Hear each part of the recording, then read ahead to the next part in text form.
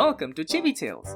In today's video, we'll be looking at stories from r/ChoosingBeggars, including a stalking weirdo, an evil yard sale miser, and a Nazi Viking crossover. Our first story comes from user Take the F, who had a man getting all up in his busness. I study in a private college in India. My college is located about 15 kilometers from the nearby town. I don't have a vehicle, so I usually take a bus to go to the city for shopping. Near my college is a small village. My college has a policy of hiring people from this village for maintenance jobs like cleaning and stuff on a daily wage basis. Now, most of the shops inside my campus accept card payments or digital money, so I don't usually carry a lot of cash in my wallet. All I have is 100 rupees inside there for emergencies. So one day, I need to go to the city for some shopping. The ATMs inside my college were jam-packed, as it was the festive season. I decided to go to the town with the money I had in hand. I board a bus to the nearest city, and since there isn't a direct bus to the mall, I have to switch 2 buses to go there. I go to the first station and wait for the second bus that goes to the mall. This is when a man approaches me and asks me if I am from XYZ college.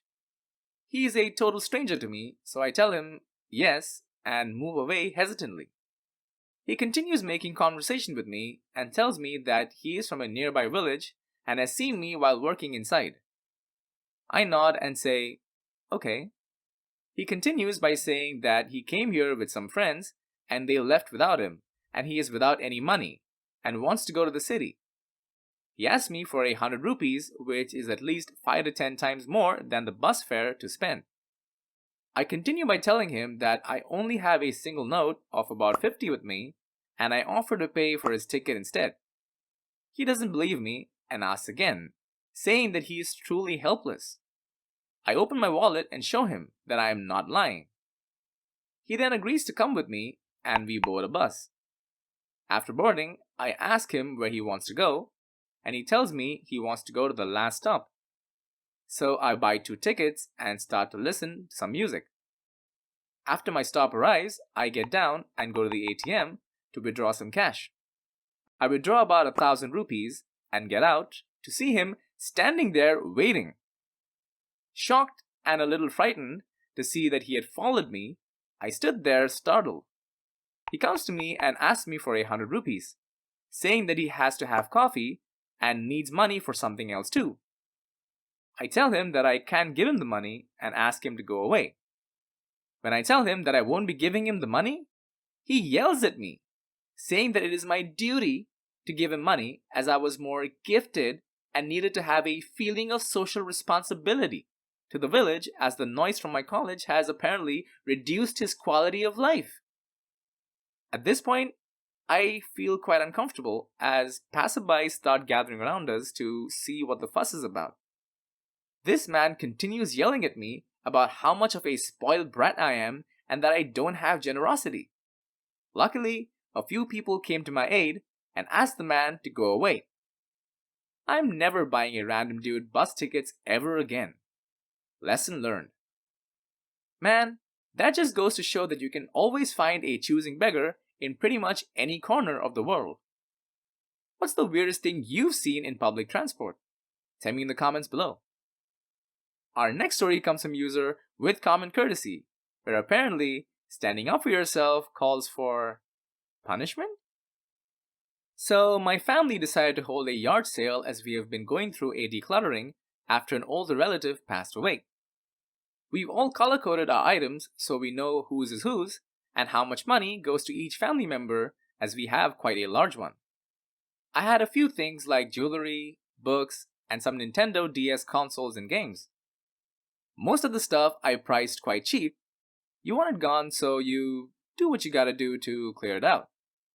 The Nintendo stuff, however, I had researched how much others have sold them secondhand and came up with a reasonable yet cheap price for each item. If I didn't sell them at the sale, I would sell them online, so I wasn't too bothered. So it's around 2 p.m. I had just arrived from picking up some coffee and I am called over by my sister. Here she is. She's much better at bargaining. My sister joked, as she thought I was bad at it, because I did not want to give away my stuff for free. The man she was talking to was someone I had seen before. He had been there the last time we had a yard sale, and tricked my mom into selling him something for a fraction of what she wanted it for. I saw he was holding both my DS consoles and 4 games. He thought he was going to try and get another deal. Little did he know that I got my stubbornness from my dad, and didn't give in to bullying. He told me the story of how he's getting it for his son and daughter, and how much they would love them. He asked me how much I would be willing to sell it for, and I calculated it would cost around $140, but since he was getting all of them, I could give it to him for $100.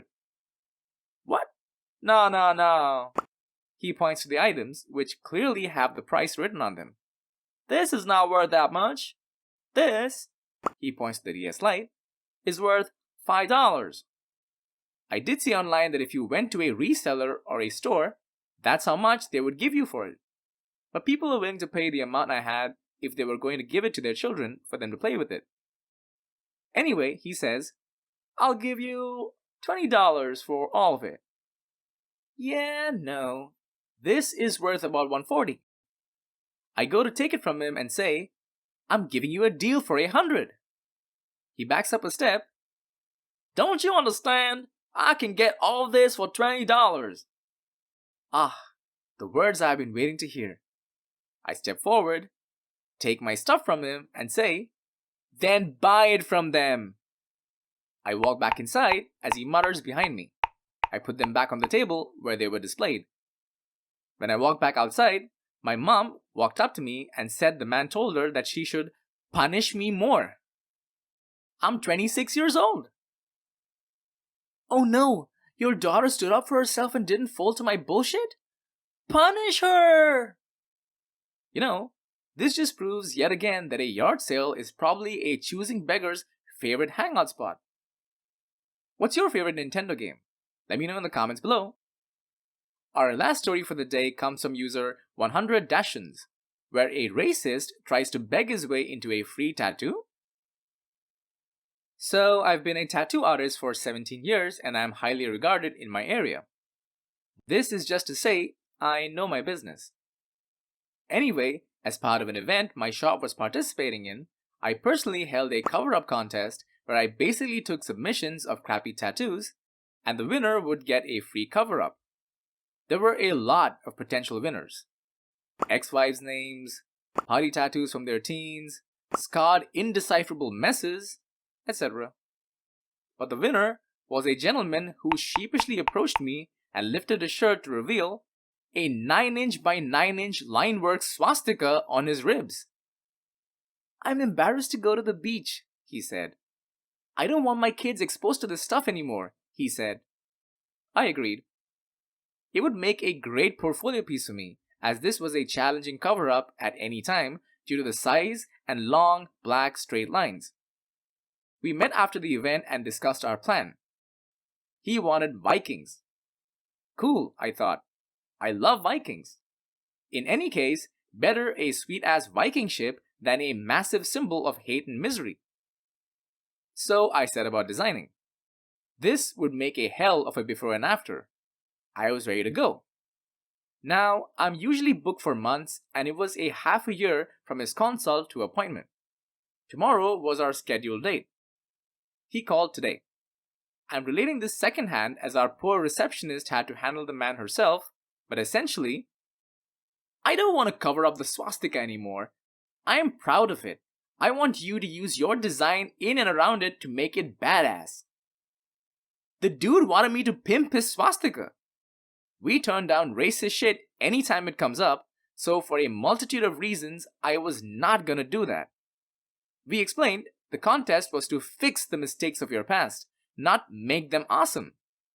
I'm not gonna put your shiny hecking new swastika in my goddamn portfolio.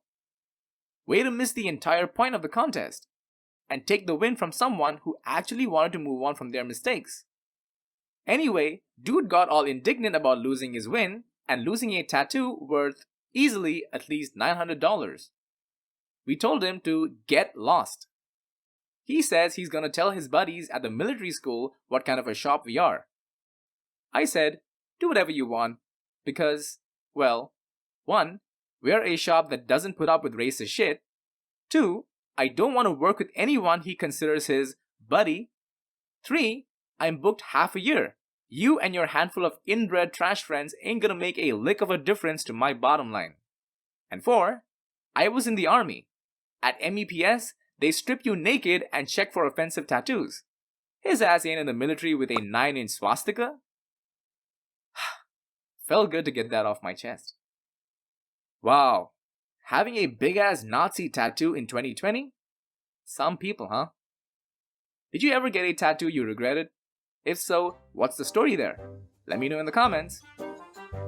And that was r/ChoosingBeggars. And if you like this video, be sure to smash that like button and share it with your friends because it really helps my channel grow.